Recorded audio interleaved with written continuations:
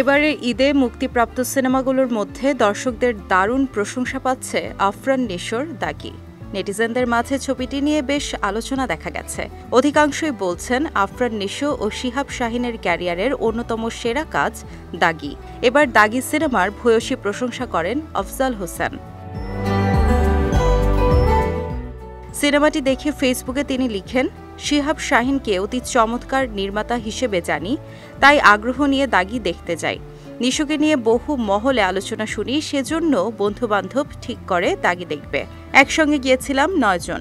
সবাইকে মুগ্ধ করতে পেরেছে দাগি। হল থেকে বেরিয়ে দলে বলে রেস্তোরাঁয় খেতে গেছি।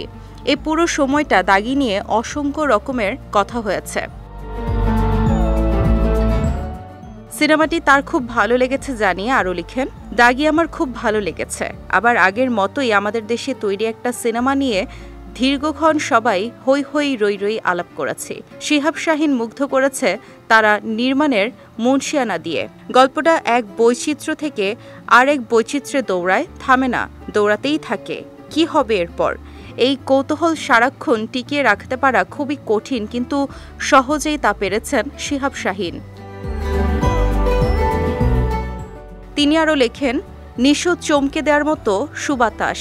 এত বড় একটা চলচ্চিত্রের ভার কাঁধে নিয়ে দর্শক মনে বিশ্বস্ততা ধরে রেখে দৌড়ে চলা মোটেও সহজ কাজ ছিল না।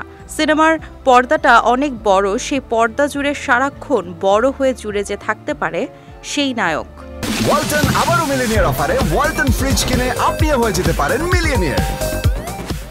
দাগি সিনেমায় আফরান নিশো ছাড়াও আরও অভিনয় করেছেন তমা মির্জা, সুনেরাহ বিনতে কামাল, শহীদুজ্জামান সেলিম, রাশেদ মামুন অপু সহ অনেকে।